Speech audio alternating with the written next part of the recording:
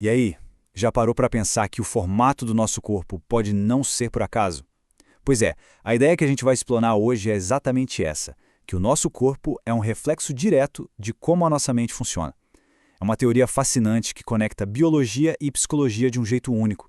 Então, vamos mergulhar nisso. A pergunta principal é essa: e se o nosso corpo fosse um mapa detalhado de como a gente funciona por dentro? A teoria diz que, ao aprender a ler esse mapa, a gente descobre não só os medos e as dores, mas o que é mais legal, os talentos e os superpoderes que cada pessoa desenvolveu. Tá, mas qual é a base científica disso tudo? O processo-chave se chama mielinização. Pensa assim, os nossos neurônios são como fios elétricos. A mielinização é a capa de plástico que envolve esses fios, sabe? Ela faz a informação correr muito mais rápido e com precisão.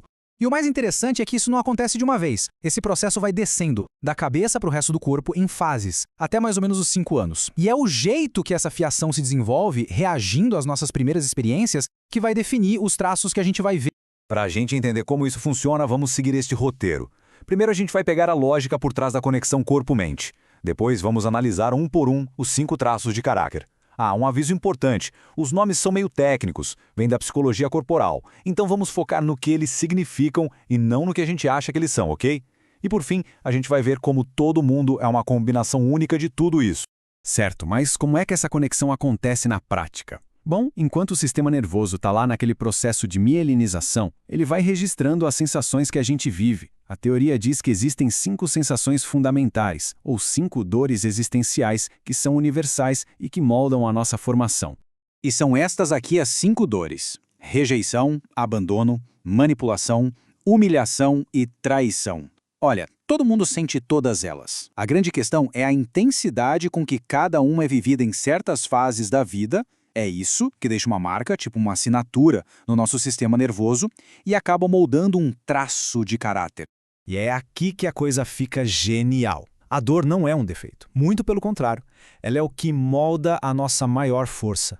Para cada dor que o sistema nervoso registra, ele cria um recurso para lidar com aquilo, uma habilidade única. É basicamente um superpoder, desenvolvido para a gente sobreviver e se dar bem na vida. Vamos começar pelo primeiro traço, que se forma quando a mielinização está toda concentrada no cérebro. E isso acontece no nosso primeiro ambiente, o útero. Imagina só.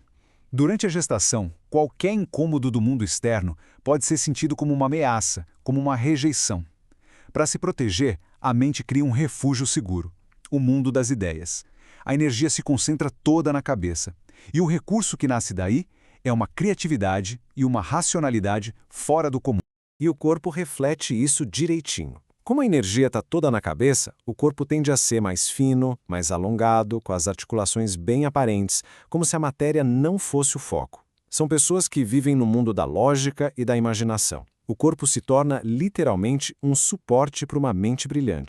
Depois que a gente sai do útero, a mielinização desce para a área da boca, dos braços, do peito, e é nessa fase que o segundo traço se forma.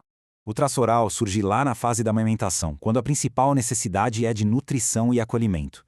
Qualquer falha nessa conexão é sentida como abandono. E para garantir que nunca vai ficar só, o sistema nervoso desenvolve um superpoder incrível. Uma capacidade fantástica de se comunicar, de sentir e de criar laços emocionais muito profundos. E o corpo se molda para isso. As formas ficam mais arredondadas, mais macias, que convidam ao toque, ao abraço. A comunicação aqui não é só verbal, não. Está no olhar que busca conexão, na necessidade de falar, de sentir, de estar perto. São os grandes conectores do mundo. Vamos para o terceiro traço. E aqui, precisamos fazer uma pausa para esclarecer o nome que a teoria usa, porque ele pode soar um pouco forte de primeira. É super importante entender que nomes como psicopata ou masoquista são termos técnicos que vêm da literatura científica original. Eles não têm absolutamente nada a ver com transtorno mental ou doença, tá legal? São só nomes para descrever um padrão de funcionamento e os recursos que vêm com ele. Esclarecido isso, vamos lá. Esse traço se forma quando a criança começa a andar, a interagir, a perceber as trocas e as negociações. A dor que surge aí é o medo de ser manipulada, de ter que fazer algo para receber outra coisa em troca. Para se proteger, ela desenvolve a fantástica habilidade de articular, de negociar, de liderar, de entender as pessoas e os sistemas. E isso aparece no corpo no formato de um triângulo invertido. A energia se concentra na parte de cima, nos ombros e no peito, que ficam mais largos, enquanto o quadril e as pernas são mais estreitos. O Faustão é um exemplo visual perfeito desse padrão, aquela presença que domina o ambiente pela articulação e pela postura, sabe? Agora vamos para os 2 últimos traços. Eles se desenvolvem quando a mielinização finalmente chega na parte de baixo do tronco e nas pernas, trazendo a capacidade de sustentação e de ação. Aqui a gente vai olhar para 2 tipos de força. Primeiro, o traço masoquista, que se forma na fase do desfraude. A dor dele é a humilhação. Para lidar com ela, o corpo cria uma verdadeira fortaleza. A musculatura fica mais densa, o formato mais quadrado, capaz de suportar uma pressão imensa. O superpoder aqui é aguentar o tranco, planejar e prestar atenção aos detalhes. Já o traço rígido surge com a percepção da sexualidade e das relações a 3. Com medo da traição ou de ser excluído, ele desenvolve a agilidade e a competitividade como recurso, moldando um corpo mais harmônico, simétrico e sempre pronto para ação. Então, chegamos ao ponto principal. Ninguém é uma coisa só. A gente nasce com o potencial para os 5 traços e desenvolve todos eles em alguma medida. E essa frase resume tudo perfeitamente. A personalidade de cada um é como uma receita única, uma mistura de todos os 5 traços em proporções diferentes. É essa combinação que cria nossos talentos e também nossos desafios.